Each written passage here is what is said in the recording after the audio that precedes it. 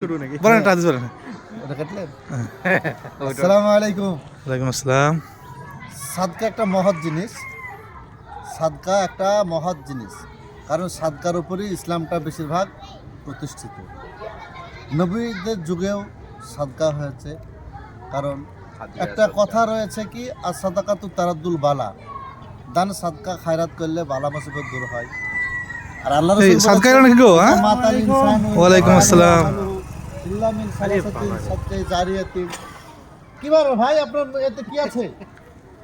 হ্যাঁ ভাই, কি ব্যাপার ভাই, এতে কি আছে? অনেকগুলো তো মাল জন্য নিয়ে আসলাম সবজি, মাদ্রাসার জন্য সবজি নিয়েছিলেন? আল্লাহ, শাকসবজি খেলে মানুষ স্বাস্থ্যবান ঠিক থাকে।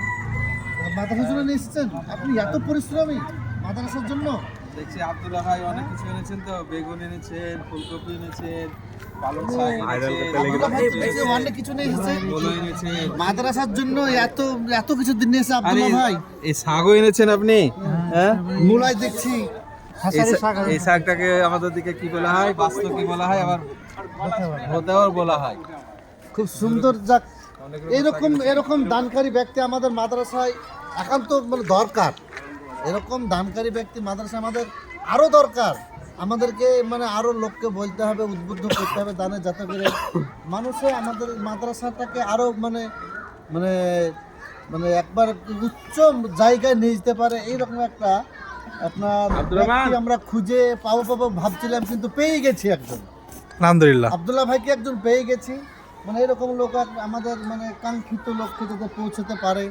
আব্দুল্লাহ ভাই যেন আমাদের দোয়া থাকবে, আব্দুল্লাহ ভাই যেন উচ্চ মাকাম দান করে, আল্লাহ যেন দান করুন। আমিন আমিন। আর উনার যে মানে মনের আকাঙ্ক্ষা বাসনা, আল্লাহ ওনাকে পূর্ণ করুক। এই বলে আপনি কিছু বলবেন? এই যে আপনি দান করলে সবার সামনে প্রকাশ করতে নেই। না বলেন, কিছু বলেন আপনি। এই কি উদ্দেশ্যে আপনি ছাত্রদের জন্য দিচ্ছেন? মাদ্রাসাকে ভালোবাসি, আলহামদুলিল্লাহ। আমার খুব মাদ্রাসা ভালো লাগে। মাশাআল্লাহ। মাদ্রাসায় ছোটবেলায় পড়াশোনা করেছি, সেই উদ্দেশ্যে আমার বাড়িতে যেমন ছেলে আছে, মাদ্রাসায় থাকলে সেগুলোকে আমি ছেলেই ভাবি, বাচ্চাদেরকে, বড়দেরকে ভাই ভাবি। সেই মায়া এবং মমতা ভালোবাসা নিয়ে আমি এসেছি। শুধু আজকে না, আরো একবার নিয়ে এসেছি।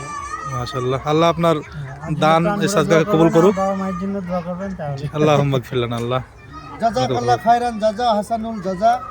আল্লাহ আপনাকে ইহকাল এবং পরকালে আল্লাহ জাযায়ে হাসানা যাতে দান করুক।